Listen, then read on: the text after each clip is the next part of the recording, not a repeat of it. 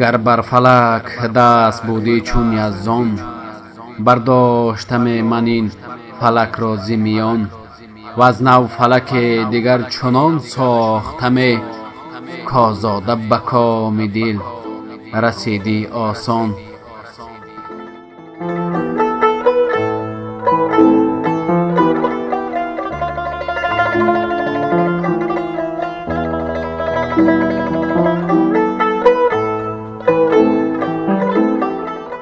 شاعر، ستاره‌شناس، ماتماتیک، فیلسوف، طبیب و تفسیرگر احادیث و قرآن غیاث‌الدین ابوالفتح عمر خیام ابن ابراهیم نیشاپوری 18 می سال 1048 در شهر نیشاپور تولد شده است. نیشاپور یکی از شهرهای اساسی صنعت ایران بوده در ولایت خراسان جایگیر شده است. سالهای کودکی و نورسی عمر خیام یعنی 1048 1066 در نیشاپور گذشته است. عمر خیام اولا در مدرسه نیشاپور که در آن وقت شهرت کلان داشت مشغول علم گشته و بعدا تحصیل خود را سالهای 1047 1066 در بلخ، سمرقند و بخارا دوام داده است.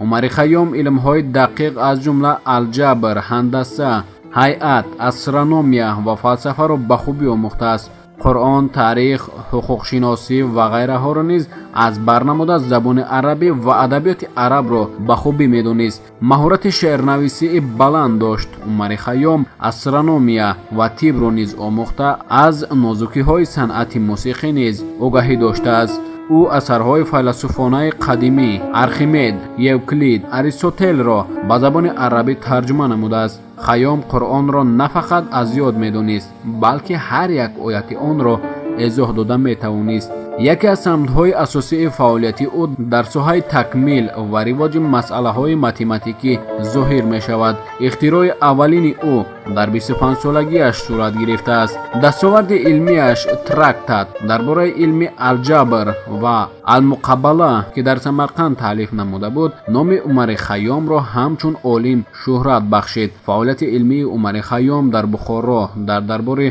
شاهزاده خاقان شمس الملک آغاز می‌یابد. سال 1074 عمر خیام به دربار شاه ملک که در شهر اصفهان است دعوت کرده شده بود. عمر خیام را برای اداره کردن ابسرواتوریای دربار دعوت کرده بودند. در دوام 5 سال عمر خیام با همراهی عالمان دربار در ابسرواتوریا نظارت بردند و ماه مارس سال 1079 تقویم نو اختراع کردند که از تقویم پیشینه 7 ثانیه عمیق‌تر بود. در اصفهان در دربار شاه ملک عمر خیام با متماتیک مشغول می شود. در آخر سال 1077 رساله علمیش را از گئومتریا به آخر رسانید. سال 1080 اولین رساله فلسفی عمر خیام دایر به ماهیت عمر و حیات تالیف گردید. سال 1092 بعد فوت شاه ملک لحظه های آسایشته عمر عمر خیام هم به آخر رسید.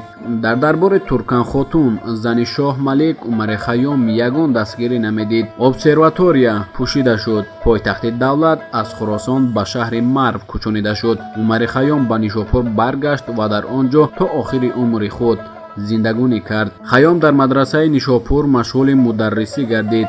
در آنجا هم کارهای علمی خود را دوام داده رساله درباره صنعت معین کردن مقدار طلا و نقره در مایع ها را نوشته است. سالهای آخر حیات عمر خیام بسیار هم وزین بوده است. عمر خیام نه تنها چون عالم و فیلسوف توانا بلکه همچون شاعر آزاداندیش و دقیق بیان در میان مردم و اهل سخن شهرت یافته بود. بنا به معلومات سرچشمه ها عمر خیام در پیران سالگی به زیارت مکه و مدینه مشرف گردیده است. بعد بازگشت از حج در یکی از دهه های نیشاپور جای گرفته تا آخر عمر خود آنجا مانده است. از روی معلومات های ادبی عصرهای میانه عمر خیام عائله‌دار نبوده، فرزند هم نداشته است.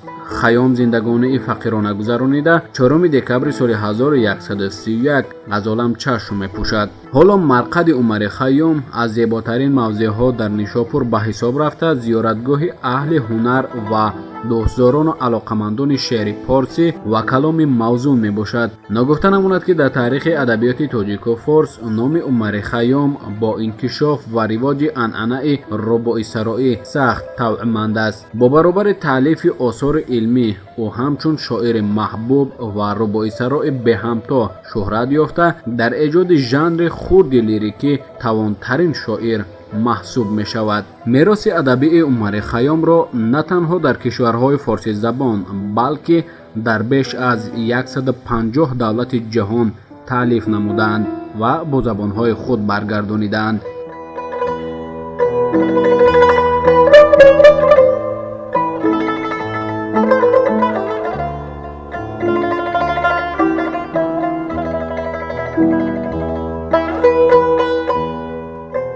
بر کوزگر پریر کردم گذره، از خاک همه نمود هر دم هنره.